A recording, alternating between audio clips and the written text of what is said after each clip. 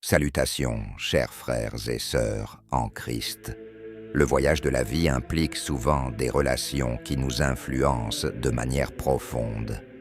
Bien que bon nombre de ces relations soient des bénédictions, il arrive que Dieu nous ordonne de nous éloigner de certaines personnes pour notre bien-être spirituel. Comprendre et suivre ces avertissements divins peut protéger notre foi, notre paix et notre objectif. Dans ce message, nous explorerons les types de personnes dont Dieu veut que nous nous éloignions. En reconnaissant ces signes, nous pouvons faire des choix plus sages concernant notre entourage, assurant que notre chemin s'aligne sur la volonté de Dieu. 1. Le pécheur habituel. Un type de personne que Dieu nous avertit d'éviter est le pécheur habituel. Ceux qui s'engagent constamment dans des comportements pécheurs sans remords ni désir de repentance. La Bible est claire sur le danger de s'associer de près avec de telles personnes. Dans 1 Corinthiens 15, 33, il est dit « Ne vous y trompez pas, les mauvaises compagnies beuillent. Les mauvaises compagnies corrompent les bonnes mœurs. Ces individus peuvent nous égarer, normalisant des comportements contraires au commandement de Dieu. Bien qu'il soit essentiel de montrer amour et compassion à tous, nous devons faire attention à ne pas permettre à leurs habitudes d'influencer les nôtres. Pensez à Lot dans la ville de Sodome. Malgré sa droiture, sa proximité avec la méchanceté de Sodome a eu de graves conséquences pour lui et sa famille. L'avertissement de Dieu à travers les anges de fuir Sodome était une directive pour se détourner des pécheurs habituels afin d'éviter la destruction spirituelle et physique. Dans nos vies, nous pouvons rencontrer des amis ou des connaissances qui s'engagent constamment dans des comportements qui contredisent notre foi. Bien que nous puissions prier pour leur transformation, il est sage de limiter leur influence sur notre vie quotidienne pour protéger notre intégrité spirituelle. 2. Le trompeur. Un autre groupe dont il faut se méfier comprend les trompeurs, ceux qui répandent de faux enseignements ou détournent les autres de la vérité de l'Évangile. Dans Matthieu 7,15, Jésus avertit « Gardez-vous des faux prophètes. Ils viennent à vous déguisés en brebis, mais au-dedans ce sont des loups ravisseurs. » Les trompeurs peuvent être charmants et persuasifs, souvent masquant leurs véritables intentions sous une façade de droiture. Cependant, leurs enseignements peuvent déformer la vérité et nous éloigner du chemin de Dieu.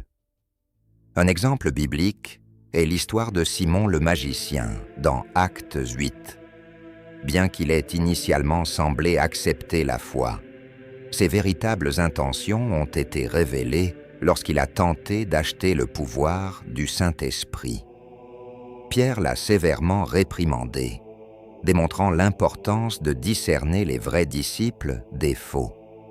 Dans le monde d'aujourd'hui, les trompeurs peuvent apparaître sous diverses formes. Des leaders charismatiques, des orateurs influents ou même des amis proches qui tordent la vérité. Il est crucial de comparer leurs paroles et actions aux enseignements de la Bible pour discerner leur véritable nature. Se détourner de telles personnes nous aide à rester enracinés dans la vérité de Dieu. 3. Le menteur. Dieu nous instruit également de nous éloigner de ceux qui se livrent au mensonge et à la calomnie. Proverbe 20, 10 dit « Celui qui répand la calomnie dévoile les secrets. Ne te mêle pas à celui qui ouvre ses lèvres. » Le mensonge peut nuire aux réputations, semer la méfiance et créer des conflits inutiles au sein de nos communautés. Pensez à l'histoire de Myriam et Aaron, parlant contre Moïse dans Nombre 12. Leur mensonge a déplu à Dieu et a eu de graves conséquences pour Myriam. Cette histoire souligne le pouvoir destructeur du mensonge et la désapprobation de Dieu à son égard. Dans nos propres vies, il est important de reconnaître le mal que le mensonge peut causer. S'associer à ceux qui mentent fréquemment peut nous tenter de participer ou de tolérer leur comportement. Au lieu de cela, nous devrions chercher des relations qui favorisent l'édification et la paix. 4. L'influenceur négatif. Les influenceurs négatifs sont ceux qui dégagent constamment de la négativité, des critiques et du découragement. Ils peuvent épuiser notre énergie et diminuer notre foi. Philippiens 4, 8 nous encourage à nous concentrer sur ce qui est vrai, noble, juste, pur, aimable et admirable. Les influenceurs négatifs peuvent nous détourner de cet état d'esprit positif, nous faisant douter de la bonté de Dieu et de notre propre valeur. Leurs critiques constantes et leur négativité peuvent entraver notre croissance spirituelle et créer un environnement de désespoir. Un exemple biblique est celui des 10 espions dans Nombre 13 qui ont rapporté des nouvelles négatives sur la terre promise. Leur négativité a causé aux Israélites de douter de la promesse de Dieu, conduisant à une génération errant dans le désert. Dans nos vies, nous éloigner de la négativité persistante peut aider à maintenir une perspective positive et remplie de foi. Cherchez plutôt des relations qui encouragent et élèvent, alignées avec les promesses et les vérités de Dieu. 5. Le centrer sur lui-même. Dieu nous met également en garde contre ceux qui sont centrés sur eux-mêmes, mettant leurs propres besoins et désirs au-dessus de tout. Philippiens 2, 3-4 nous instruit. Ne faites rien par esprit de rivalité ou par vaine gloire, mais que chacun de vous, avec humilité, regarde les autres comme étant au-dessus de lui-même. Que chacun de vous, au lieu de considérer ses propres intérêts, considère aussi ceux des autres. Les individus centrés sur eux-mêmes peuvent être manipulateurs, cherchant souvent à utiliser les autres pour leur gain. Leur influence peut nous amener à adopter des attitudes similaires, nous détournant de l'altruisme exemplifié par le Christ. Pensez au jeune homme riche dans Marc 10 qui, malgré son respect des commandements, ne pouvait pas se séparer de sa richesse pour suivre Jésus. Son égocentrisme l'a finalement empêché de vivre pleinement la vie que Christ offrait. Dans nos vies, nous devons être prudents avec les relations où l'égocentrisme domine.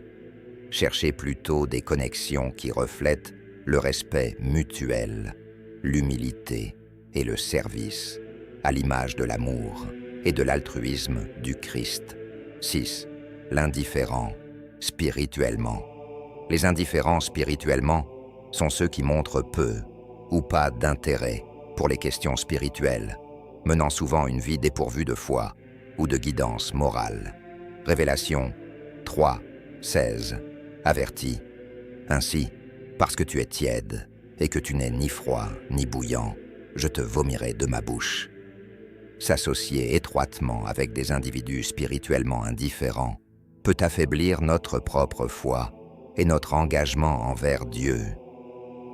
Leur manque de passion pour la croissance spirituelle peut être un obstacle à notre propre parcours spirituel. Un exemple biblique est la parabole des 10 vierges dans Matthieu 25. Les 5 vierges folles n'étant pas préparées et indifférentes à l'arrivée de l'époux, ce qui a entraîné leur exclusion du festin de mariage. Cette parabole met en lumière les conséquences de l'indifférence spirituelle. Dans nos vies, nous entourer de ceux qui sont passionnés par leur foi peut nous inspirer et nous encourager à nous rapprocher de Dieu. Bien que nous devions aimer et prier pour les indifférents spirituellement, nous devons aussi protéger notre ferveur spirituelle en recherchant des communautés de soutien et remplies de foi. Conclusion: reconnaître et s'éloigner de ces types d'individus ne concerne pas le jugement, mais la protection de votre bien-être spirituel et l'assurance que votre environnement soutient votre marche avec Dieu. En vous éloignant de ces influences négatives, vous pouvez vous rapprocher de Dieu et cultiver des relations qui vous encouragent et vous élèvent dans votre parcours de foi. Rappelez-vous, Jésus est l'exemple ultime de discernement et d'amour. En suivant ses enseignements et en recherchant sa guidance, vous pouvez naviguer dans les relations de manière à honorer Dieu et à protéger votre intégrité spirituelle. Merci de nous avoir rejoints aujourd'hui. Si ce message vous a béni, veuillez aimer, partager et vous abonner à notre chaîne pour plus de contenu basé sur la foi. Que Dieu vous bénisse et vous guide alors que vous cherchez à créer un environnement qui l'honore.